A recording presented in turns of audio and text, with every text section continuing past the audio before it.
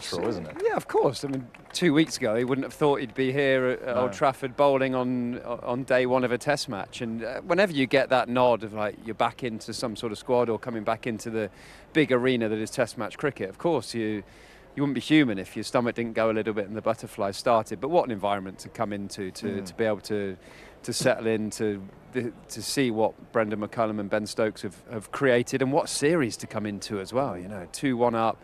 I wonder how much of it he's watched, how connected he's felt to it, because you come into the intensity of what this series has been and the quality of cricket. It's quite a step up from what he's been playing the last couple of weeks, I'd have thought.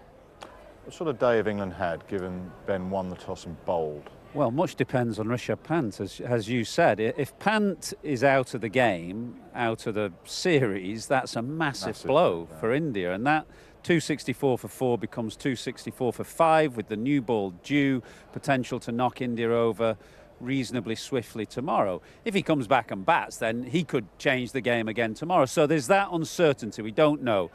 It looked quite a serious injury. You don't get carted off in a golf cart if it's not a serious injury. So, I mean, it is an incredible innings, that combination of just dutiful defence and then outrageous stroke play.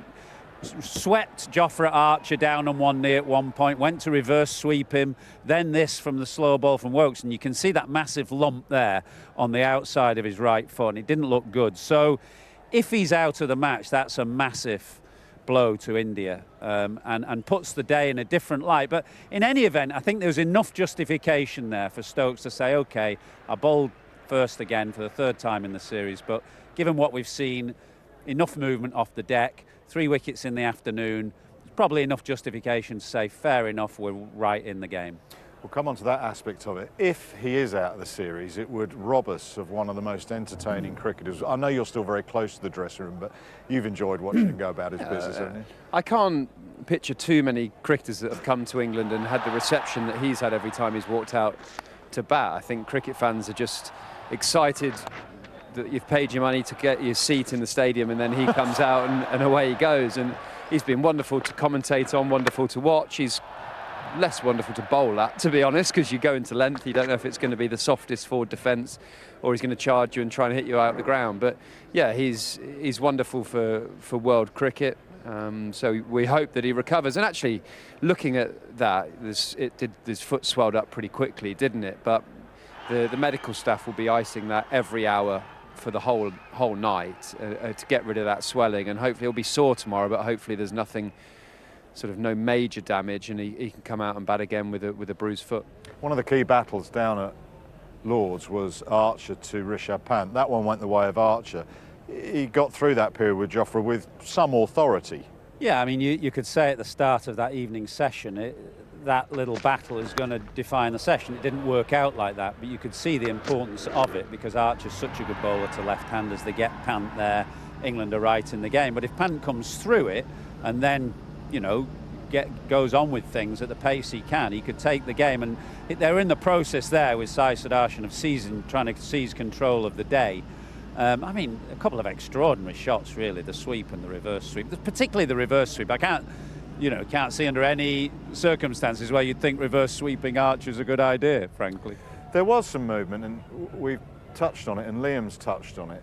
Were England potentially just that fraction short? You always talk about trying to find the length that hits the top of off stump, and you've also admitted that here you found it a struggle to get the right length to hit the top of off stump. Yeah, I found this the hardest place in the UK to bowl with a brand new ball, to drag the batter forward. I think England did well, actually. It's really difficult to go to that fuller driving length because there isn't that sort of quicker seam movement on the drive, so you do feel like you can just get driven through the covers and go for four. So you protect yourself a little bit by holding length just on that shorter side. There was something about this ground that I just couldn't get myself to get up on length. Maybe it was the lack of movement through the air. Every one but two of those balls there, the batter's coming forward.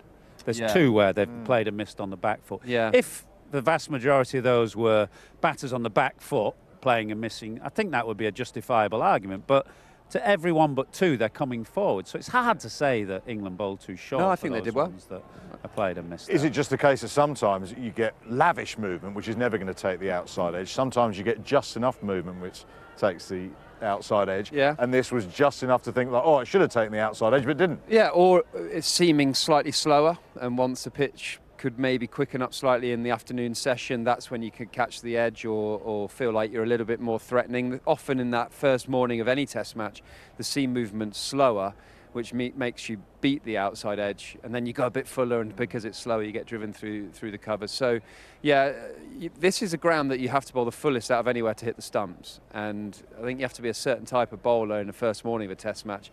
When you've won the toss and bowled, you've got to go and set the tone to really fire the ball up there and bowl that stump height length. And no, I wouldn't have any criticism to the way England have gone about their business today. It's a pretty decent pitch, and actually what Liam Dawson said, that yeah, if we bowl them out for 3-7-5, we're in a great position to go and bat big. That's the whole mindset's changed of this winner toss and bowl. That seemed high to me. Well, it used to be you win the toss and bowl because you believe that you can bowl the opposition out for 250, 270 or less. 300 or less. Yeah. And then you go on and get 450 and you're ahead of the game. Now you're talking about 3-7-5 to go and get 500 to be ahead of the game. So it is a completely different mindset. So, and that makes me feel like, is it England's day?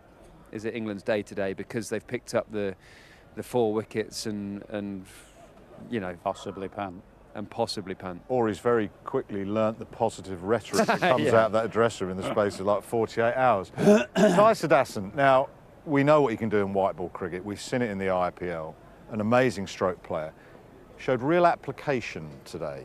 He did, and a bit of understandable introspection as well. If you make your debut as he did at Leeds and then get left out, then you know you can understand why he comes in and feels, I've really got to make this count, because I think they need a settled number 3. They've gone through a long period without having a settled number 3, and then when you're a young player being given a go in Test cricket, you need to feel as though you're going to get a go, so you can play in your way and with the kind of freedom that you might want to play. But he looks a terrific player, doesn't he? He looks one that India should be backing for the future, and he's going to score them a lot of runs, I should think. If you have that player that is unsure of his place in the side, and you'd be quite right to say that's fair enough from Sai, having made his debut and then got out of it, what does it do to your mind as a sportsman, as a batsman, in terms of that introspection you're thinking and you're playing for your place? You can't be yourself, can you? Exactly, and I think those decisions you need to take real care about making them, because for that particular player, because you don't know when he's going to come back into the side, but when you do, then he might feel slightly differently. And also, what kind of effect does it have on others around you in the team? You know, people, it's a very difficult balance. You know, sometimes the criticism of this England team is that it's harder to kind of get into the team than it is to get out of the team.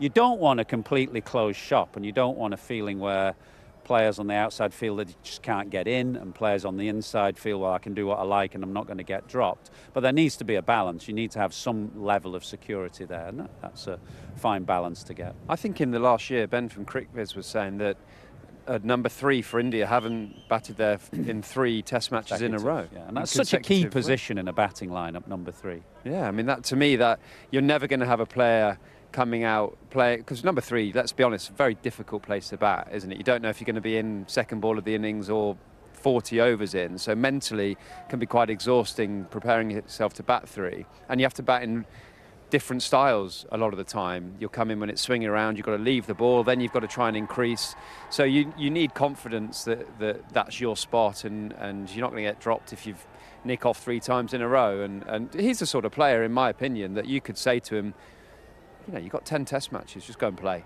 because he's got talent, you know, he's got shots, and he's got, 61 off 151, he's got a solid defence and can leave the ball, but just needs the confidence that spot's his for a bit. Flip side to that is they always seem to be able to move a bowler out quite quickly.